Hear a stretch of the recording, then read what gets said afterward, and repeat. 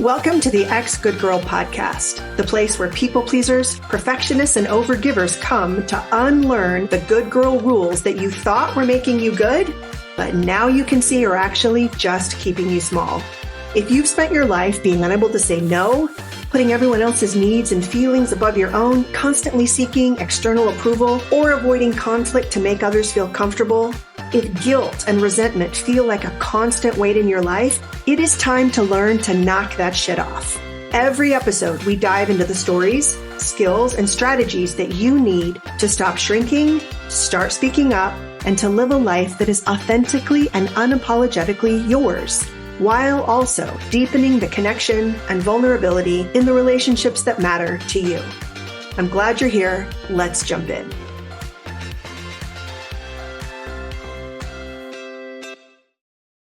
I received a message from someone listening to the podcast, and here's what she wrote. Hi, Sarah. I love your podcast and listen each week. I've learned so much about how I show up at work as a people pleaser. There's one habit I'm working on right now, and I wondered if you had some ideas.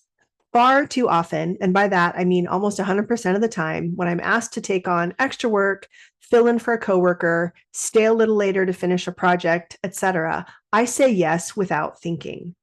Then later, I find myself feeling oftentimes really resentful or sad that I didn't take myself into consideration.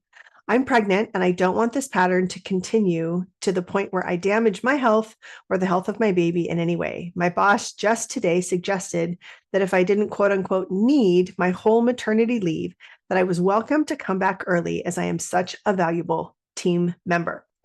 So I know it's not going to change on its own. Any help in breaking this pattern would be helpful. Signed, Chelsea. Chelsea, I decided to just do a podcast episode about it because this habit that you've noticed, sometimes called auto-accommodating, is so prevalent. And I just want to say first, good on you for seeing this pattern and knowing that it's not going to change on its own. That's huge progress. So many of the people pleasers that I talk with really just kind of pin their hopes on something outside of them changing. And I don't see you doing that. I see you really wanting to take control where you can over this habit you have of auto-accommodating. So let's get into it. I first want to name anytime we are trying to change a pattern or something about ourselves that we want to be different, that doesn't happen in a vacuum, right? We all exist in an economic system that prioritizes productivity and profit over people's well-being. That is not controversial to say, or at least it shouldn't be. You don't have to look any further than the healthcare system that we have in, the United States in general. That's what I'm speaking of, capitalism, this kind of toxic capitalism that really creates workplace cultures that value people continually giving of themselves, saying yes, being available, and accommodating others. That's what gets rewarded. And it doesn't really matter that it comes at the expense of our boundaries and our health. That is a uniquely American capitalistic problem. And actually, now that I say that, it's probably not just uniquely American, but it's a uniquely toxic capitalism problem. And as women, we've been conditioned that in that system that values our output, that ties our worth to what we produce and how helpful we are, that makes setting boundaries feel really threatening to our survival. And so, Chelsea, when you're at work and it's your financial survival that's on the line, I can really understand why setting boundaries around the way you accommodate can feel tricky and hard. There's another element that I just want to name as well. Capitalism in particular has relied on women's unpaid and undervalued labor, both at home and at work, right? We've been socialized to believe that the value we have comes from serving others and comes from keeping systems running smoothly, comes from not upsetting other people, often at our own expense. So that also needs to be named. Because the first thing, Chelsea, that I want you to think about, and anyone else who just kind of notices this habit of auto-accommodating, is why are you doing it? Like, what is it that feels at stake here? Does it happen more at work than at home? You wrote about it in a work context. I know it happens for a lot of women in work contexts. What are the situations? Is it when somebody who is in charge of you asks you for something, or does it happen, no matter what? Does it happen only in certain situations where you are being asked for a certain type of labor, or is it more across the board? And then what is the reward that you get for doing it? This is where we kind of have to slow down and get introspective, because I want you to do two things. I want you to think back over your history. How did you learn that auto accommodation was good? What benefits did it get you? And just give yourself and your brain a minute to just kind of think back through what happened when you didn't auto accommodate, when you didn't say yes, when you didn't give in, when you didn't acquiesce. Were you labeled difficult? Were you labeled dramatic? For some of you listening, that will be true, right? You learned that having needs was not acceptable. You learned that taking up space was going to get you punished. Others of us learned that we would get rewarded by being, quote unquote, easy to work with. And so think back over the type of praise or reward that you were given. You're such a team player. We can always count on you.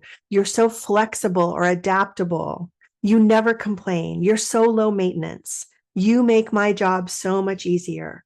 You're the glue that holds this team together, right? That's what it would sound like in the workplace.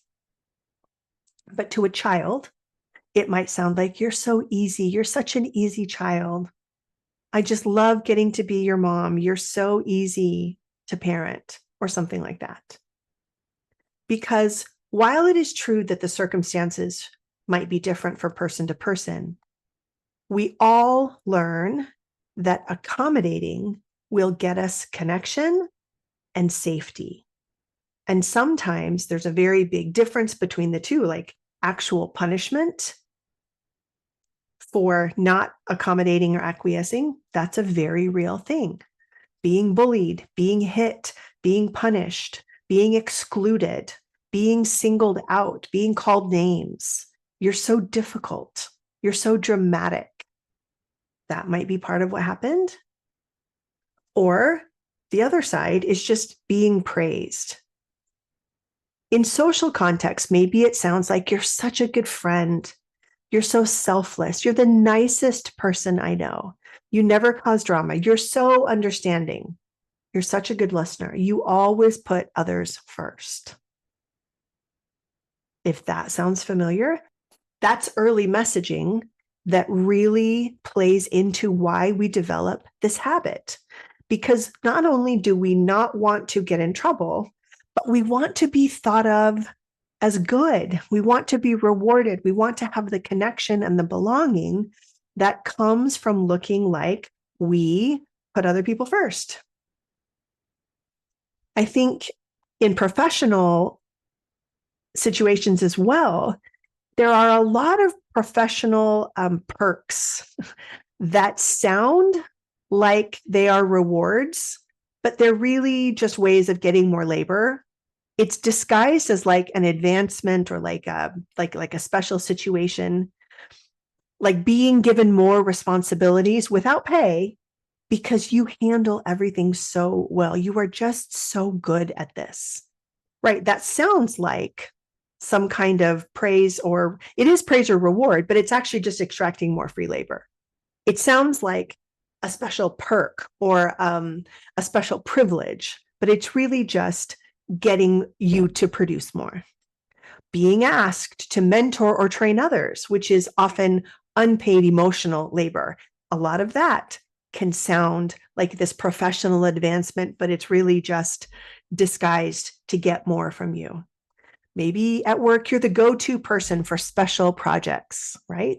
That if you're not being paid for it, there's a chance that your programming is being taken advantage of.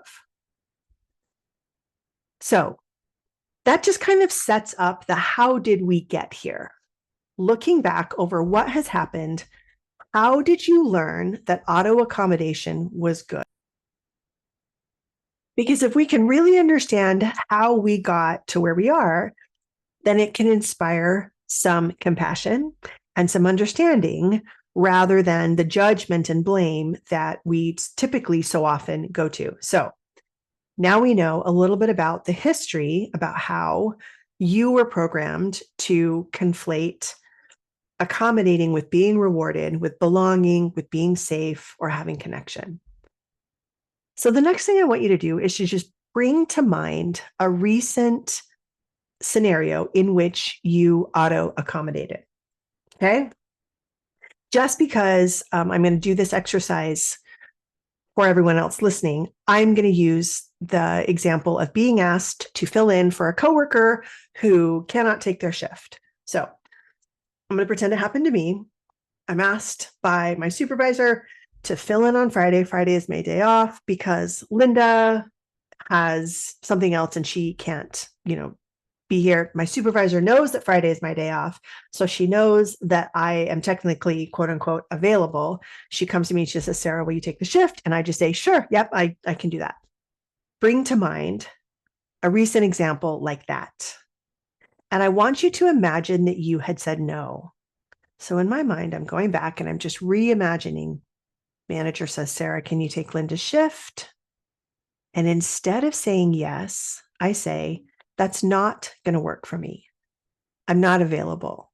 I wish I could, but I've got plans. And I want you to just notice what comes up.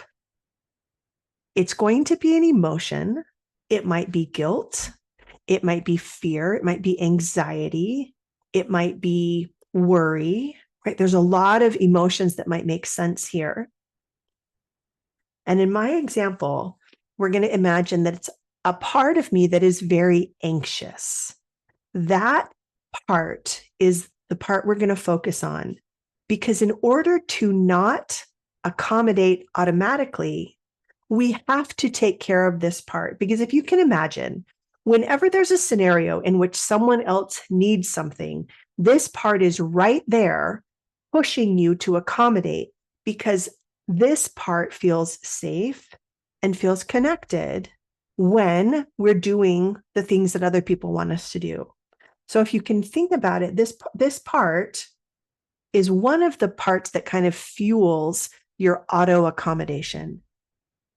And whenever we want to just get to know this part a little better, all we have to do is imagine that we didn't accommodate, and then this part starts to get activated or protest.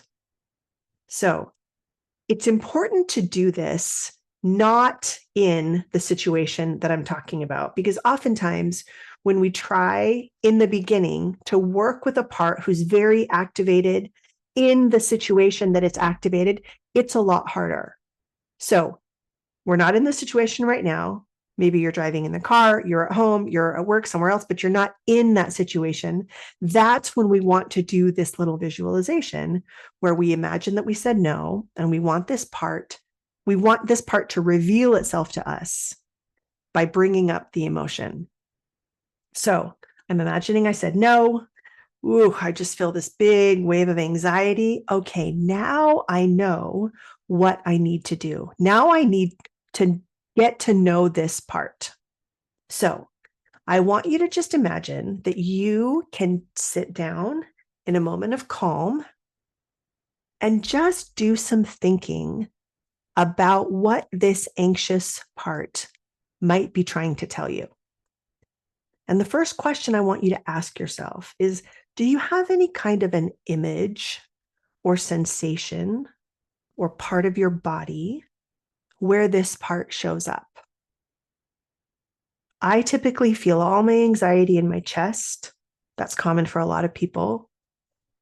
So when I think about this anxious part, it's right here in my chest and it just feels kind of heavy. There's also some electrical, feels like little shocks. Great. So just identify any identifying features of the part. Next, here's what I want you to ask. When did this part first learn that accommodating was the way to feel safe or connected? And I'm just going to draw a little bit on my own history. I probably learned that pretty young. When I did what other people wanted me to do, I felt safe. I felt connected. And so I want you to just think, when did this part learn this? If there's an age that makes sense, great. Next question. What is this part most afraid will happen if it doesn't immediately say yes? My answer would be, this person's going to be mad at me. I'm going to get in trouble. So just let your part answer this question. What is going to happen if we don't immediately say yes? And that's where we can often have a lot of compassion, because if I am a grown woman who still believes that I'm going to get in trouble or that somebody's not going to like me if I don't accommodate, be careful, because here's where some judgment can kind of creep in. If judgment starts to creep in, just ask it to step back and give us a little bit of room to work with this other part. I can also have a lot of compassion that inside of me is like a middle schooler or maybe even an elementary age Sarah who's afraid that if I don't say yes, and if I don't say yes immediately and enthusiastically, that someone's going to get mad or that I'm going to get in trouble. I can have a lot of compassion for that. And then what I want to do is actually let that part feel my compassion.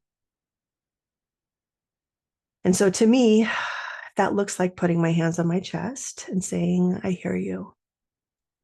I hear you. I understand that you're afraid that if we don't say yes, we'll get in trouble.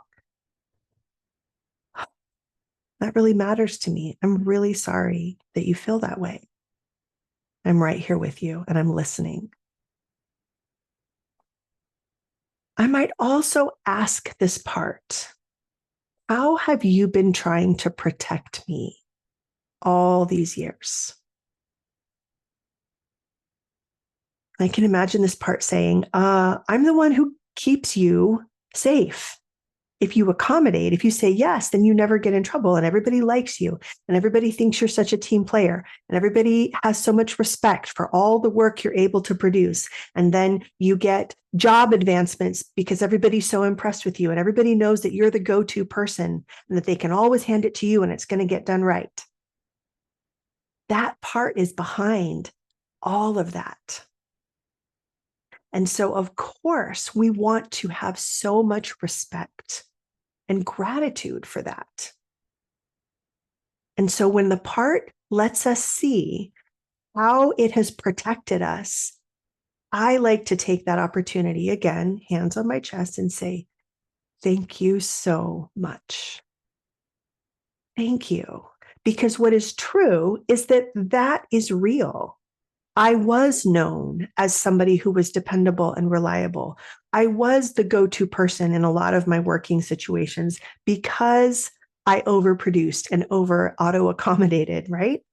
It did contribute in the past to some success and some belonging and safety and job advancements. And the problem is it just doesn't feel that way anymore. But until we understand it, we can't change it. And so that's what we're doing first. So now we understand what this part is afraid of and how it's been trying to protect us. So we're going to ask a third question. What is this part trying to help us avoid or prevent? And when I think about this part for me, this part is trying to help me avoid people being disappointed in me, getting in trouble, but mostly like people having a bad opinion of me or thinking that I'm not as capable as they thought I was, or that I'm not the type of team player that they thought I was. And so this part is really trying to keep like my identity, my reputation safe. And I can have a lot of compassion for that. So when I ask, what has this part helped me to avoid or prevent? There's some really, really good information there. Next, I want to know if this part likes doing its job this way. By auto accommodating, do we like the fact that that brings about, some stress, that brings some staying late and working when everybody else has gone home, taking work home with me? Does this part like feeling so anxious like this? And if I lean into it, my part might say something like, no, I don't like it, but that's the way it is. Or no, but we have to keep doing this. This is how we stay safe. Or the part might just say, no, I don't like it, but I just don't know any other way of doing it. So then we want to know, what would this anxious part need from me? Because remember, I'm an adult. I have resources, I have skills. And this part learned this very young. And so this part is very young in its understanding, right? If you don't accommodate, you're going to get in trouble. That's a very, immature kind of juvenile way of putting it. And I'm not saying that to denigrate this part at all. But we want to bring some of me today, that I'm an adult, that I have compassion for this part, that I have resources and skills that this part might not know about or have access to. We want to just let it know that I'm so grateful that you have been doing this. And that's not our situation anymore, where we're either going to get in trouble or we're going to be punished if we don't immediately say yes. Because we're trying to help this part feel safe to practice pausing before accommodating. We just want to put a little pause in here. And so I'm just going to ask this part, what would you need from me to feel safe to practice pausing before accommodating? And then I just want to listen for the response. I might want to let this part know we're learning new ways to stay connected without self-sacrifice. We're learning new skills. Most of the time, our parts that are very young just need to know they are not alone, and that we, the adult who can handle the situation, is here. And so I just want to let this part know that we're going to be trying some new things, and that whatever happens, we're going to work it out together. Because somebody might get mad. Somebody might not like that I'm going to pause instead of auto accommodate. And so we really want to make sure that this part knows that even if that worst case scenario happens, there is going to be a loving, capable adult, me, with them, helping them, listening, feeling just whatever needs to be felt.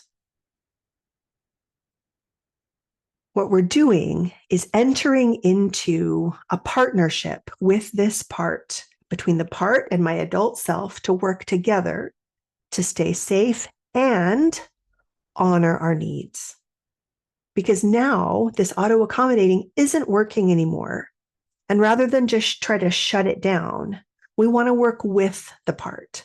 So these questions really help create a space and a relationship that is built on compassion and listening, rather than trying to just override or silence it, because sometimes that might work, but it doesn't feel very good. And often, if we want long-term success, we really have to spend some time working with the part. So once we have had a chance to ask some of those questions and to really understand what this part is concerned about, how it's been trying to protect us, where it learned this, and that there is a loving adult who is compassionate and who is generous, who has skills, who can now help, this part can start to trust the loving adult, us, right? so that we can do something different. So that is all the work you want to do before you get into a situation where you usually auto accommodate. Because in the moment, oftentimes we fall back onto our habits and we just automatically say yes. So here's one thing that you need to know. In the beginning, when we have a strong auto accommodating habit, we're going to automatically say yes. And then we have to go back and let the person know, I'm really sorry. I just automatically said yes. And I actually need some time to pause, look at my schedule. Can I let you know on Friday? Because if we always wait for the right situation to come up, we might be waiting a while. And I find it more effective in the beginning to go back and practice, even if it just happened, even if it happened 3 days ago, whatever, to go back to the situation and practice in the past, because that's how we build the confidence and we practice the skills and we build the muscle of doing the pause, the first thing that has to happen. I teach these steps in a lot of different contexts, but we have to learn how to pause. We have to say, you know what? Thank you for asking. I need to check my calendar. I'll let you know Friday. Or thanks for thinking of me. That's something I've got to think about. Give me a couple days. Having a sentence in your back pocket that gets you the pause is essential. Because again, in the moment to that part, it's just about being safe and connected. And that part isn't thinking about your son's soccer game that you're going to miss, or the fact that you said that you would give yourself the afternoon to read and relax. That part isn't concerned about any of that.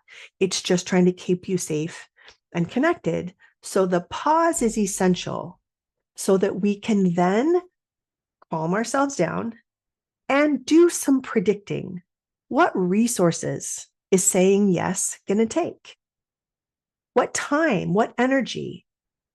Like, let's actually think, if I say yes to taking on that extra project, that means that on Thursday, when everybody else goes home, I'm either staying until 8 o'clock or I'm taking it home with me.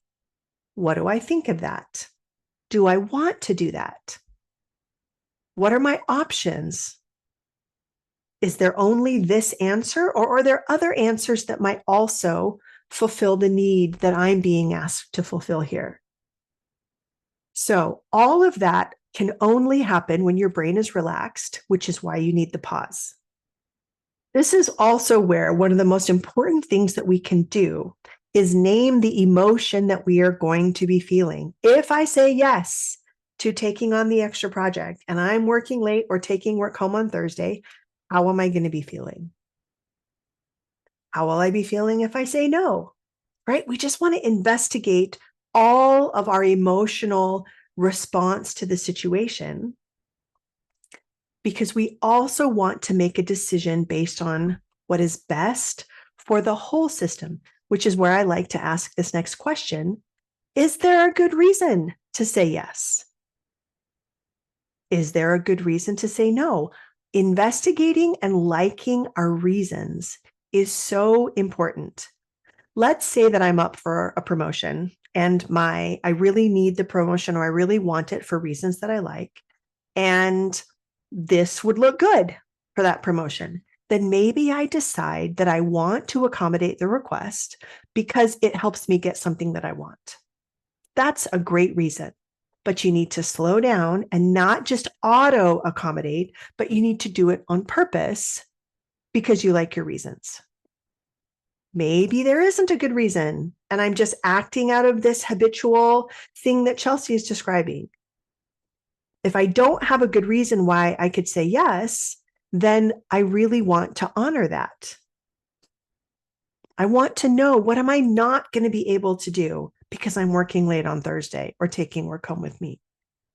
Being really thorough as you predict all of the different possible resources it's going to take, how you're going to be feeling, the time, what you're not going to be able to do, helps you do a really thorough investigation into your reasons, because you're going to pick, right? You're going to choose an outcome. But now you're not choosing based on that auto habit.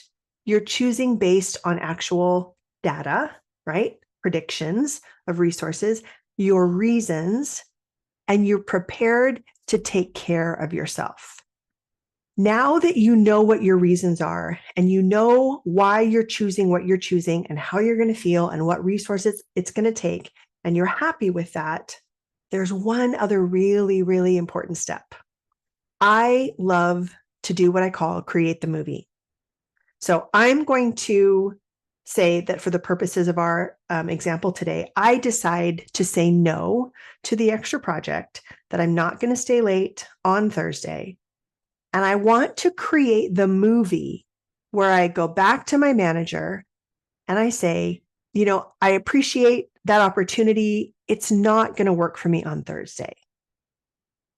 And I get to practice feeling the anxiety, because just because I like my reasons and I am really thorough about investigating them doesn't mean that this part isn't still going to be activated and worried. And so I learn by creating the movie to walk myself through it in kind of like a practice mode. I feel the feelings. I take care of that part. I have my hand on my chest and I'm telling that part, I hear you. And remember, we're doing things differently now. I'm right here with you. And I can take care of that part beforehand, during, and after. And I can practice doing that by creating the visualization, creating the movie, and then running it through my head a couple times. That is a really great way to practice feeling the emotions, because eventually I do have to do it in real life, where I go back to my supervisor and I say, thanks for letting me know about the opportunity on Thursday. It is not something that I'm able to do at this time. But I'm not doing it cold. I've had some practice doing it. I've gotten a chance to take care of my part. Now I get to feel whatever, we're having in that live interaction. And I know what to do. I know how to take care of the part of me that is agitated.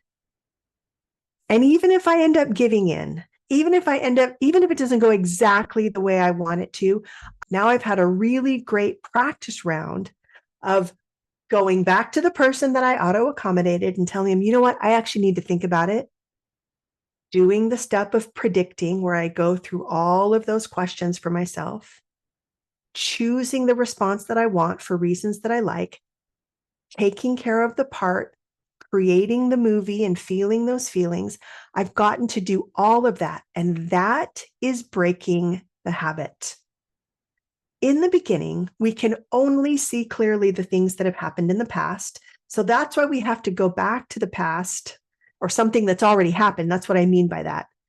And engage the person again and say, I need to think that through. If we do that enough times, it becomes present. And we flex those muscles. We do those practice reps in the past, and we gain the capacity to do it in the present. And then we even gain almost like the insight to know when it's coming. And so we can prepare for it. So Chelsea, I hope this is helpful. I hope that if you or anyone else has any questions about this episode, you feel free to DM me. I read them. And you might get your own podcast episode. I just want to leave you with a few phrases that have been helpful for me.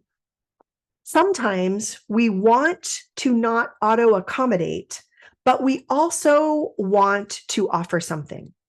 And so my favorite phrase in a situation like that is, that doesn't work for me, but what I can do is blank.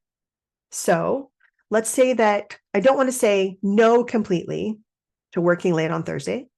I could say something like, you know what, Thursday doesn't work, but I would happy to do the reports part of that job. And I can decide ahead of, when I'm not in the situation, if I do want to contribute something, what can I do? That's a great sentence for when we know that we do want to contribute something, but we don't want to say yes to everything. So going through these steps is how you break the habit of auto accommodating. Let me know if you have any questions, if anything stood out to you. I read every single comment, and who knows, I might make you your own podcast episode too if you have questions like Chelsea did. I really appreciated hearing from you. And as always, thanks for listening. I'll see you next week. Hey, thanks for listening. If this podcast has been helpful to you, I would really appreciate it if you would give me a 5-star rating in whatever platform you listen to your podcast. And if you go to my website, sarahfisk.coach, you can sign up there to receive my emails. Right now, I'm taking private one-to-one clients who want my help speeding up this work in their own lives. I really hope to provide a lot of free information on my website and in my podcast for people to do this work on their own. But if you're interested in having a coach like me to help you implement these things faster, to find the blind spots and obstacles that you're not aware of, go to my website and sign up for a consult. That's a time when you and I can get on Zoom and talk about the particulars of your situation, and I can show you how I could be helpful. The second thing you can do on my website is sign up for a freebie that I have called Difficult Conversations. Having a conversation that seems like it's going to be hard or difficult is one of the things that people pleasers struggle with. And so I've created a whole guide for you to be able to do that with some more confidence. That will also get you signed up for information about my group program, Stop People Pleasing. It's a group coaching program where you join a community of women just like you who are struggling to overcome perfectionating and people pleasing, and we do it together in a group.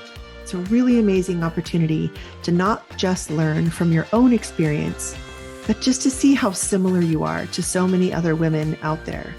The healing and the challenging and the laughing and the growth that happens in that beautiful community of women is really amazing. And if it's interesting to you, I would love for you to know about it.